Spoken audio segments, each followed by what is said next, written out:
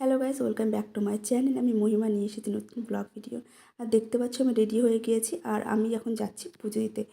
আর আমার অনেকদিন ইচ্ছা ছিল যে আমার বিয়ের প্রথম কার্ডটা মহাদেবকে আমি দেবো, তারপর অন্য জায়গায় আমরা বিয়ের কার্ড দেবো। তো তার জন্য আমি রেডি হয়ে গেছি, আর আমি সেটা গিয়েছিলাম সাথীর বিয়ের দিনকে। তো সকালবেলা স্নান টান করে আমি রেডি হয়ে চলে গেছি মন্দিরে। তো দেখতে পাচ্ছ আমি পুজোর সব অ্যারেঞ্জ করছি। আর আমার সেদিনকে এত বড় কী বলবো, এতটা হয়রানি হয়েছে বলতে পারো। আমি মন্দিরের সামনে দিয়ে আমি ঘুরে গিয়েছি, বলতে পারো একটা পরীক্ষাও বলতে পারো। মন্দিরের সামনে দিয়ে গিয়েছি আমি, তাও মন্দিরটা দেখতে পাইনি, এরকম। আমি এত কী বলবো, 1 ঘন্টা ধরে মন্দিরটা আমি খুঁজে বেরিয়েছি। পুরো এলাকাটা কী বলবো। আর আমার ইচ্ছে ছিল এই মন্দিরে পুজো দেওয়ার। আর আমি এমন যদি আমি সেই টাইমটা যদি খুঁজে পেতাম, তাহলে আমি হয়তো ঠাকুরমশাইকে দিয়ে পুজোটা দেওয়াতে পারতাম। কিন্তু আমি যে টাইমে গিয়েছিলাম, তো অলরেডি ঠাকুরমশাই চলে গিয়েছিলো। তো যাই হোক, ঠাকুর মন্দিরের চাবিটা পাশে একটা বাড়িতে দেওয়া থাকে। তো আমি সেখান থেকে আমি চাবিটা নিই। তো চাবিটা নিয়ে আমি একা একা মন্দিরটা খুলি, খুলে নিয়ে আমি একা একা মানে জিনিসগুলো জোগাড় করতে থাকি। তো দেখতে পাচ্ছি আমার বিয়ের কার্ড, আর এই দেখো মহাদেব। তো এখানে যেহেতু অনেকে হয়তো কমেন্ট করতে পারো যে আমি দুধ গঙ্গা কেন ঢালিনি।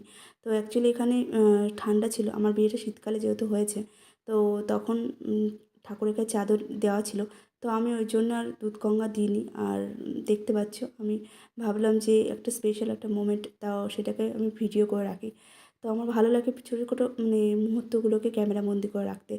যাই হোক, পরবর্তীকালে আমি যখন ভিডিওটা আমি দেখবো, তখন আমার মনে হবে যে না, এইসব কী বলবো, আমার খুব ভালো লাগে। আর আমি সবসময় আমি জানি না, এটা আমার লাইফের সাথে হয়ে থাকে। তো আমার ভালো মন্দ ছোটোখাটো যে কোনো ব্যাপারই হোক না কেন, আমি সবসময় এটা আমার মনে হয় যে মহাদেব আমার সাথে আছে। আর মহাদেবের আশীর্বাদ আমার সবসময় সবসময় আমার সাথে থাকে। আর আমি সত্যি আমি জানি না কেন মহাদেবের কাছ থেকে একটা আমি আলাদা একটা মনের শক্তি পাই। হয়তো অনেকেই হয়তো মহাদেবের উপর ভরসা রাখো, বিশ্বাস রাখো। আমি সবাইকে কী বলবো, আমি সবাইকে একটাই বলবো যে মহাদেবও যথেষ্ট মন থেকে যদি তোমরা কিছু চাও, সেটা মহাদেব কোনোদিন ফিরিয়ে দেন না। তো আমার লাইফে অনেক উত্থান পতন বলতেই পারো, অনেক খারাপ দিনও আমি কাটিয়েছি।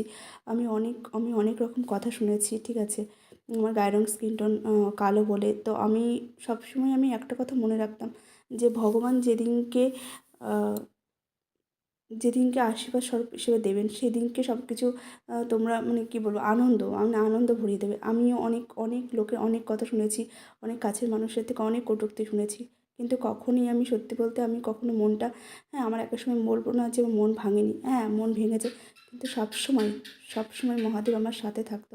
আমি সবসময় একটা মহাদেবকে আমি সবসময় মন থেকে শুধু ইয়ে করতাম যে শুধু আমার এই কী বলবো, লোকে এত কথা শোনায়, ঠিক আছে। আমি সবসময় নিজের পেশেন্সটা আমি সত্যি হারিয়ে ফেলতাম। কিন্তু সবসময় দিনের শেষে একটা কথাই আমি শুধু মহাদেবকে শুধু মহাদেব আমাকে একটা কথাই করেছে যে আমি এটা বিশ্বাস করতাম যে খারাপ খারাপ দিনের পরেও ভালো দিনটা আসে।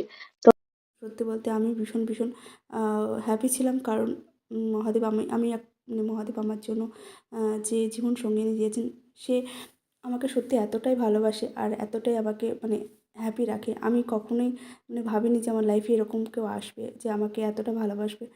আর সত্যি বলতে আমি সব দিক থেকে হ্যাপি আছি যে এরকম একটা শ্বশুরবাড়ি, এরকম মানুষজন আমাকে এতটা ভালোবাসে। আর আমি মহাদেবের কাছে কৃতজ্ঞ যে মানে হয়তো এইটা হয়তো অনেকে বলে থাকে যে খারাপ দিনের পরও ভালো দিন সবসময় সবারই আসে আর থাকবে। আর আমি এইটুকুনি হয়তো এই দিনের জন্য হয়তো ভগবান আমাকে হয়তো এতটা খারাপ দিনের সাথে হয়তো আমাকে সম্মুখীন করেছেন। কিন্তু আজকে সত্যি বলতে আমি এতটাই হ্যাপি যে কী বলবো, প্রচণ্ডই হ্যাপি ছিলাম। আর সেদিনকে ছিল সাথীর বিয়ে। তো সাথী আমাকে কন্টিনিউয়াসলি ফোন করছিল যে আমি কোথায় ছিলাম। তখন আমি বলছিলাম, দেখ আজকে আমি বিয়ের কার্ড মহাদেবকে দিতে এসেছি। তো আমাকে বলছিল যে আজকে তুই দিতে গেলি? আমি বললাম, দেখ আজকে আমার মন বলছে, তো আজকে আমি দিতে এসেছি। তো যাই জন্য আমি একবার শাড়িটা পরে নিয়েছিলাম যে না, সাথীর বিয়ের উপলক্ষেও শাড়িটা পরা হয়ে যাবে, আমার মহাদেবকে পুজো দেওয়া হয়ে যাবে। তো সেটাও আজ সাথীর বিয়ে আমার কাছে একটা স্পেশাল ছিল, আর আমার মহাদেবকে দেওয়া বিয়ের কার্ড সেটাও একটা স্পেশাল ছিল। যথারীতি আমি পুজোটা দেওয়া স্টার্ট করে দিয়েছি। আর দেখতে পাচ্ছি আমি বিয়ের কার্ডটা দিয়ে ঠাকুরকে আমি বলছিলাম যে ঠিক মতো যেন বিয়েটা হয়ে যায়, আর কোনো যখন অসুবিধা না হয়। আর আমার সত্যি বলতে এতটা মনের মধ্যে এতটা খুঁতখুঁত করছিল, আমি জানি না কেন, যে বিয়েতে আমার মনে হচ্ছিলো যে কোনো রকম হয়তো কিছু যদি হয়। তো যাই হোক, আমার খুবই একটা দুশ্চিন্তার মধ্যে ছিলাম। কিন্তু যাই হোক, মহাদেবকে প্রথম আমি কার্ডটা দিয়েছিলাম। আর আমি সবসময় মহাদেবকে আমি মানে কী বলবো, বলেছিলাম যে আমার বিয়েতে যেন কোনো রকম বাধা বিঘ্ন না আসে। আর সেরকমভাবে হয়েছে, আমার বিয়েতে কোনো রকম বাধা বিঘ্ন কোনোটাই আসেনি।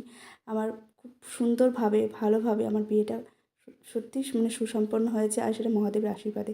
আর আমি সবসময় মহাদেবকে ভরসা রাখি। আর ভিডিওটা কেমন লাগলো অবশ্যই কমেন্ট করে জানিও। তো আজকের মতো